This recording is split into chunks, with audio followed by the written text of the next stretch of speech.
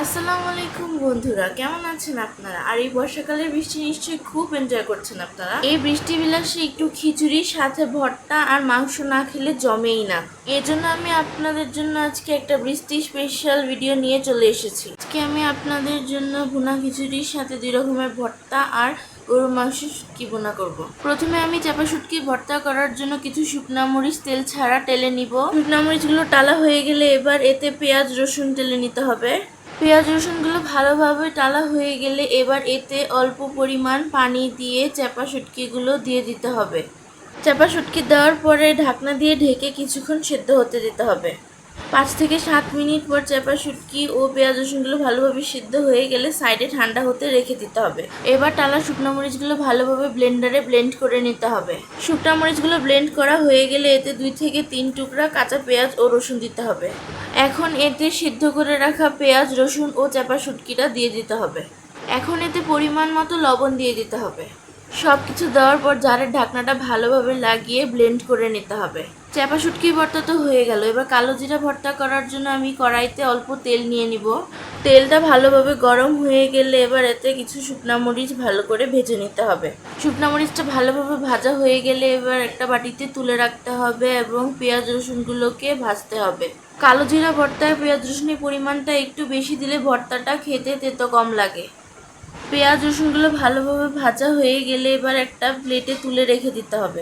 এখন কড়াইতে থাকা অল্প তেলের মধ্যে কালো জিরাটাকেও ভালো করে ভেজে নিতে হবে। কালো জিরাটা ভাজার আগে ভালোভাবে পরিষ্কার করে ধুয়ে পানি ঝরিয়ে নিতে হবে। এখন আমি আবার ভেজে রাখা শুকনো মরিচগুলোকে ভালোভাবে ব্লেন্ড করে নিব। যে কোনো ভর্তার ক্ষেত্রে শুকনো মরিচটাকে আগে ব্লেন্ড করে নিতে হবে, তা নাহলে শুকনো মরিচ ভালোভাবে ব্লেন্ড হবে না। শুকনো মরিচ ও কালো জিরাটাকে ভালো করে ব্লেন্ড করে নিয়ে এবার এতে ভেজে রাখা পেঁয়াজ রসুনগুলো দিয়ে দিতে হবে। পেঁয়াজ রসুনগুলো দেওয়ার পর এতে লবণ নিয়ে ব্লেন্ড করতে হবে, কিন্তু আমি ভুলে লবণ ছাড়াই প্রথমে ব্লেন্ড করে ফেলেছিলাম, তাই পরে লবণ দিয়ে আবার ব্লেন্ড করেছি। সো বন্ধুরা, আপনারা তো দেখতেই পাচ্ছেন কত সহজে কোনো ধরনের পাটাপাটির ঝামেলা ছাড়াই আমি 2 ধরনের মজাদার ভর্তা তৈরি করে ফেললাম। এখন পালা খিচুড়ি রান্না করার। এর জন্য প্রথমে একটা হাঁড়িতে বেশি করে তেল গরম করে নিতে হবে। তেল গরম হয়ে গেলে এবার এতে পেঁয়াজ কুচি এবং গোটা গরম মশলা দিয়ে দিতে হবে। এখন পেঁয়াজটাকে হালকা বাদামি করে ভেজে নিতে হবে। বৃষ্টির দিনে খিচুড়ি না খেলে কেমন জানি ফাঁকা ফাঁকা লাগে, তাই না? আর খিচুড়ির সাথে যদি ভর্তা, মাংস, আচার থাকে তাহলে তো কোনো কথাই নেই।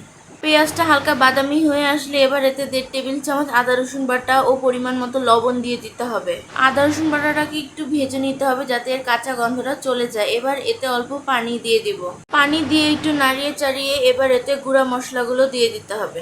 আমি এখানে 1/2 চা চামচ হলুদ গুঁড়া, 1 চা চামচ মরিচ গুঁড়া, 1 চা চামচ ধনিয়া গুঁড়া ও 1/2 চা চামচ জিরা গুঁড়া ব্যবহার করেছি। মশলাটা ভালোভাবে কষানো হয়ে গেলে এবার এতে ধুয়ে পানি ঝরিয়ে রাখা চাল ও ডালগুলো দিয়ে দিতে হবে। এবার চাল ও ডালটাকে ভালোভাবে মশলার সাথে মিশিয়ে একটু ভেজে নিতে হবে। আপনারা চালের সাথে যে যেমন ডাল খেতে পছন্দ করেন তেমন নেবেন। আমি ডাল একটু বেশি নিয়েছি, কারণ খিচুড়িতে ডালের পরিমাণটা একটু বেশি থাকলে খেতে বেশি ভালো লাগে। চালটা ভালো করে ভাজা হয়ে গেলে এখন এতে আমি ফুটিয়ে রাখা গরম পানি দিয়ে দিব। খিচুড়িটাকে সুন্দর ঝরঝরে করার জন্য আপনারা 1 কাপ চালের জন্য 1.5 কাপ পানি ব্যবহার করবেন। পানি দেওয়ার পর ঢাকনা দিয়ে ঢেকে চালটাকে ভালোভাবে ফুটতে দিতে হবে। আমি খিচুড়িতে আজকে মসুর ডাল ব্যবহার করেছি, আপনারা চাইলে মুগ ডালও ব্যবহার করতে পারেন। পানি শুকিয়ে আসলে এবার খিচুড়িটাকে ঢাকনা দিয়ে ঢেকে দমে রাখতে হবে। এখন মাংস শুটকি ভুনা করার জন্য প্রথমে তেল গরম করে এতে পেঁয়াজ কুচি দিয়ে গোটা গরম মশলা দিয়ে দিতে হবে। আমি এর আগেও মাংস শুটকি ভুনার ভিডিও আপনাদের সাথে শেয়ার করেছি, তাই এত ডিটেলসে দেখাবো না আজকে। এবার এতে 1 টেবিল চামচের মতো আদা রসুন বাটা ও 1 টেবিল চামচের মতো পেঁয়াজ বাটা দিয়ে দিব। পেঁয়াজ ও আদা রসুন বাটাটাকে ভালোভাবে ভেজে এর কাঁচা গন্ধটা চলে গেলে একটু পানি দিয়ে দিব। পানি দেওয়ার পর এতে গুঁড়া মশলাগুলো দিয়ে দিতে হবে। এখন মশলাটাকে ভালোভাবে কষিয়ে নিতে হবে।